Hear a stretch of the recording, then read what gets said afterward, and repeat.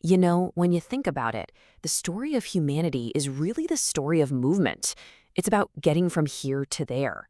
From the very first person who figured out how to tame a horse, all the way to the brilliant minds that sent us to the stars. So today, we're diving into the incredible evolution of transportation. That quote just says it all, doesn't it? It perfectly captures the sheer scale of this journey. We're going to see how we went from, a humble wooden wagon to vehicles that could literally challenge the laws of physics. All of it driven by this relentless human need to just go faster and farther. For millennia, this was it. This was the absolute pinnacle of land travel. A sturdy wooden wagon powered by nothing more than the raw muscle of animals. This was the only way you were going to conquer a continent. I mean, it was a brutal, slow-moving crawl across the landscape.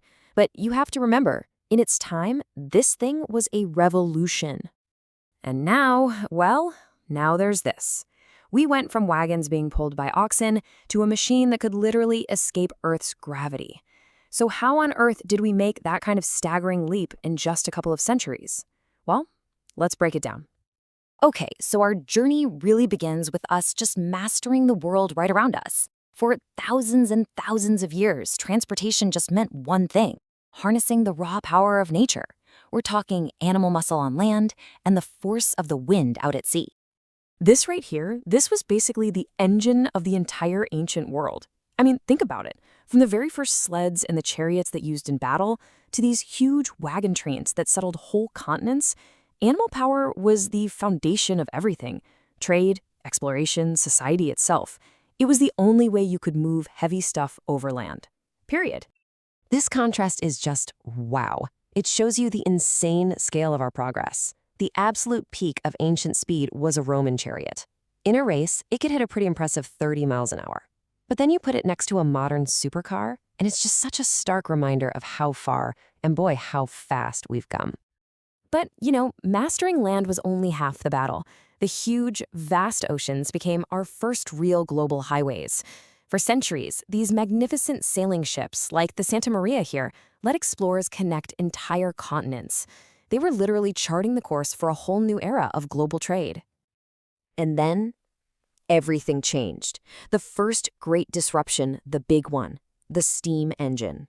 All of a sudden, our ambition wasn't limited by the power of a horse or the whims of the wind anymore. We had finally figured out how to create our own power.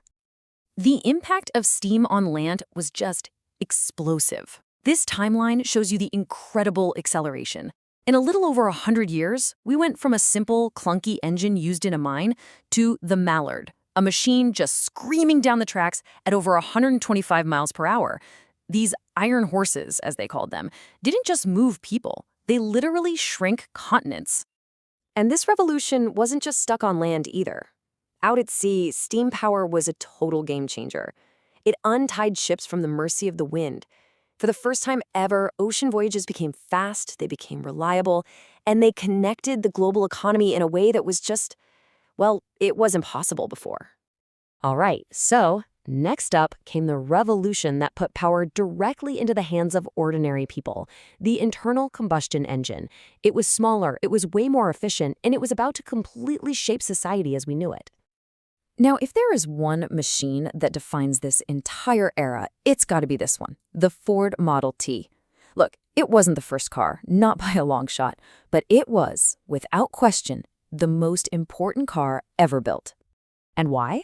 Well, because Henry Ford's goal wasn't just to build a car, it was to build a car that almost anyone could own.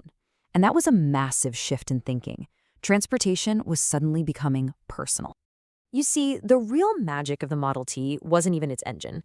It was how it was built. The moving assembly line was an absolute stroke of genius. It just slashed costs and production time like crazy. This is what made the car affordable for everyday people, and it's what really kicked off the automotive age. So, with the power of steam and combustion pretty much mastered, the 20th century just became this relentless push. A push against the final barriers, the limits of speed, of distance, and yeah, even gravity itself. It all started right here, a 12-second flight that covered just 120 feet. I know, it might not sound like much, but on that day, back in 1903, the Wright brothers didn't just fly, they opened up the sky and blazed the trail for all of modern aviation. So while some folks were looking up at the skies, others were just obsessed with a single question. Down here on solid ground, just how fast can a human possibly go? Well, this is the machine they built to answer that question. Let's be honest, you can't really call the Thrust SSC a car. It's more like a jet fighter for the ground, powered by two massive jet engines. Its one and only purpose was to do the impossible.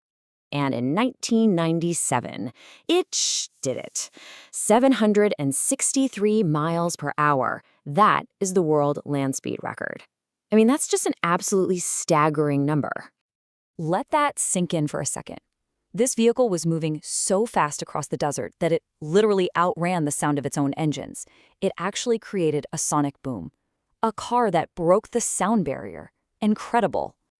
And, breaking the sound barrier wasn't just for these specialized record breakers. For a while, supersonic travel was actually available to the public. The Concorde could fly passengers from London to New York in under 3 hours. You could literally outrun the sun. It made the world feel so much smaller. And finally, our relentless drive took us to the ultimate frontier, space. The journey from that very first wheel on an axle all the way to the space shuttle leaving our atmosphere, well, that represents the absolute pinnacle of human ingenuity. I mean, think about it. We've gone from animal power to rocketry, from crossing oceans to orbiting the entire planet. We have pushed the boundaries of speed and distance at every single turn. And it just leaves us with one fascinating question. What's our next destination? What's the next barrier for us to break?